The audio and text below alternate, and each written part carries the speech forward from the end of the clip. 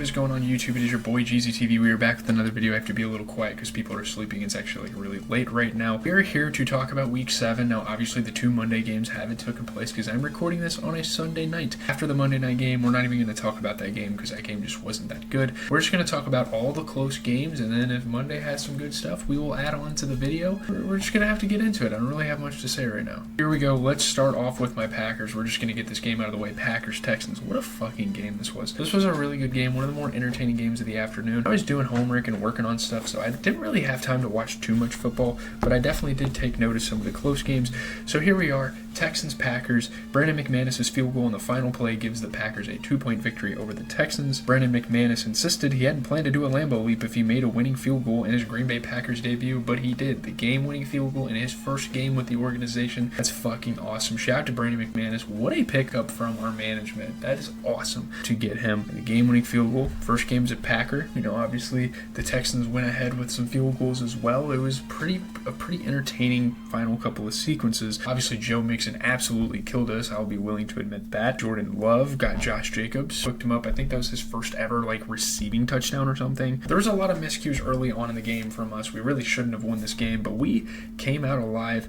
And we did it. I mean, not a great game for C.J. Stroud, by the way. That was a terrible game from him. But Jordan Love, 24 for 33, 3 touchdowns. He did throw 2 interceptions. Not a great game from C.J. Stroud. Josh Jacobs, 12 carries, 76 yards. Joe Mixon had a hell of a game, 115 rushing yards and 2 touchdowns. Dalton Schultz had a 28-yard reception. That's really all the Texans had going for them. And my boy, Romeo Doubs, 8 catches, 94 yards. We are feeding that man the rock. We don't want him complaining anymore. Just kidding. You're seeing this, Romeo. Don't take it personally as we move to another game in our division, and now we have a division matchup between the Lions and the Vikings. A very much looked forward to, hyped up game of the week for our division, and we got a really good game. This game did not disappoint. Lions top a previously unbeaten Vikings by 2 on a late field goal to cap an NFC North thriller, so now it looks like the Lions have taken over as the best team in the NFC North, and damn near one of the best teams in the NFC as well. I mean, they really just snatched that title from the Vikings. The Detroit Lions became division champions for the first time in 30 years last season with a clinching win at Minnesota, and now they come back and they get a win once again. So now the Lions pretty recently have had the Vikings number. That's some interesting stuff. Obviously, the late kick gives the Vikings a first loss of the season. Some pretty unlucky stuff kind of crumbled down for the Vikings in this one. Evon Pace had a scoop and score touchdown. They went up in the fourth. You know, the Vikings defense has really put up some big plays. It's just not a whole lot good went on with Sam Darnold in the company late in the game. Khalif Raymond had a touchdown. Justin Jefferson had an insane catch. Obviously, Justin Jefferson's going to have a highlight every game we watch him play. Obviously, Amon-Ra St. Brown had a tough catch and a touchdown as well. Jared fucking Goff. I'm pretty sure Jared Goff is the most underrated quarterback in football right now. 22 for 25, 280 yards, 2 touchdowns. What a fucking game from that guy. And obviously Sam Darnold didn't play bad. I mean, 22 for 27, 259 yards and a touchdown. He did throw a pick though, and I'm sure that was costly when you really boil it down. Shout out to Jahmyr Gibbs. He killed me in fantasy, but great game for him. 15 carries, 116 yards, 2 touchdowns. Just an absolute offensive onslaught of a game. Aaron Jones had 14 carries, 93 yards and a touchdown. Amon-Ra St. Brown had 8 catches, 112 yards and a touchdown. And Justin Jefferson had 7 catches, 81 yards and a touchdown. So all sorts of standout performances here. We only have 3 more games left from today's slate to talk about. This will be a pretty short video, but let's get into the Bengals and the Browns game. The Browns lose quarterback Deshaun Watson to an Achilles tendon injury as they fall by 7 to the Bengals. Very much a lose-lose day, and honestly a lose-lose week. Coming off of that trade with Amari Cooper, they lost a huge wide receiver. Deshaun Watson tucked the ball under his arm and collapsed without being touched. Some Browns fans cheered. Deshaun Watson got carted off. It was a non-contact leg injury. Those are the type of injuries you never want to see because that means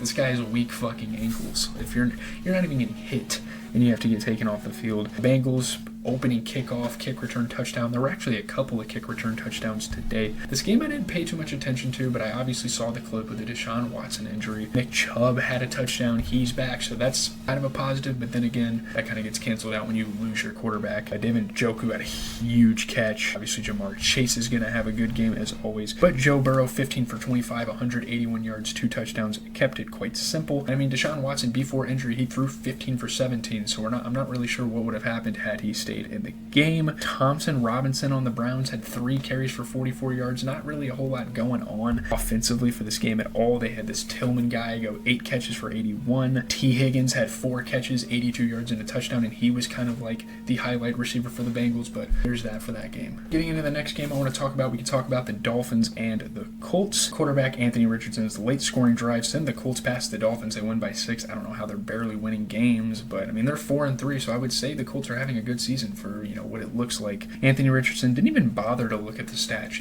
as long as you go down and you win a game for your team, that's really all that mattered for him. Saquon Olabi's fumble recovery had a Tyler Goodson's first NFL touchdown for the Colts. That was awesome. A lot of really good sequences that just kind of led to winning football for the Colts there. Dolphins recover Anthony Richardson's fumble on 2nd and goal. So yeah, he fumbled. He had all sorts of mishaps to kind of start this game. He also was scrambling. He was getting out of the pocket, just kind of making do with the situation in Indianapolis and making sure, they win this football game, because this is a must win. Tyler Huntley had an injury for the Dolphins. I mean, the Dolphins just can't get a break. All their quarterbacks are just getting fucking hurt. I don't know who they're going to have in there. Tim Boyle, I don't even fucking know. Jahmyr Smith had a touchdown. That's cool to see him score a touchdown on the Dolphins. Tyler Huntley, before the injury, 7 for 13, 87 yards and a touchdown, and not terrible there. Anthony Richardson had 129 pass yards as well. There's really not much to talk about here. I'm trying to figure it out. Devin Achane had 15 carries for 77. It's kind of cool to see him back. Jahmyr Smith had a pretty breakout game for the Dolphins, and that's a guy they could really lean on going forward. 7 catches, 96 yards, and a touchdown,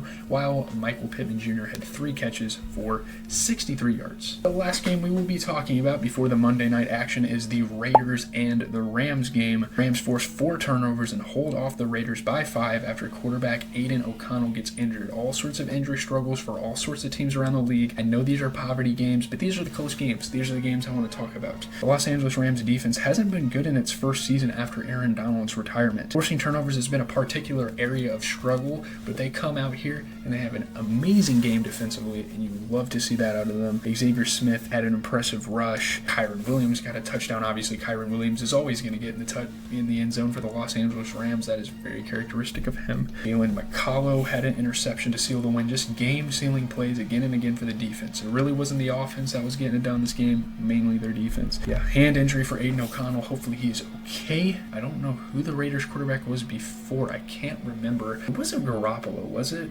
No, it was Gardner Minshew. Okay. They've moved on from many quarterbacks, similar to the Dolphins. They have a pretty bad quarterback situation with injuries and all that stuff happening. Again, Kyren Williams. Good stuff. Looking at things, Gardner Minshew, 154 yards, but he threw 3 fucking interceptions. Jesus Christ. I guess he got benched. Matthew Stafford, 14 for 23, 154 yards. He threw an interception. All sorts of turnovers all over the place this game. Kyren Williams got in the end zone twice. Brock Bowers, I don't know. I guess Johnson for the Rams had 4 catches for 57 yards. Again, not much going on in this game, so that's really it. See you guys if there's good games on Monday. Alright, so the only game I feel like talking about from the Monday night slate is the Chargers and the Cardinals. I know we're going to be a bit laggy here to kind of close the video, so just stay with me here. Kyler Murray runs for a touchdown, leads the Cardinals to a game-winning field goal and a 2-point win over the Chargers. Kyler Murray ran for a 44-yard touchdown to let the Cardinals on a drive that set up Chad Ryland's 32-yard field goal as time expired, and the Cardinals get a win. I know a couple Cardinals fans, so that's kind of cool to see them get a win. Walk-off field goal, obviously Chad Ryland, big stuff from there. The refs seem to be a problem for Jim Harbaugh. I didn't really watch much of this game, so I didn't really care about that sort of thing, but Kyler Murray, huge touchdown run. I don't know what's been going on with him. Like, is there fucking crack in Arizona everywhere? Because this guy has just been running fucking rampant all over the football field. Chargers fumbled out of the end zone. That was very unfortunate. And Greg Dortch had a touchdown, so that's cool to see him score a touchdown. Obviously, Justin Herbert had a pretty good game. 27 for 39,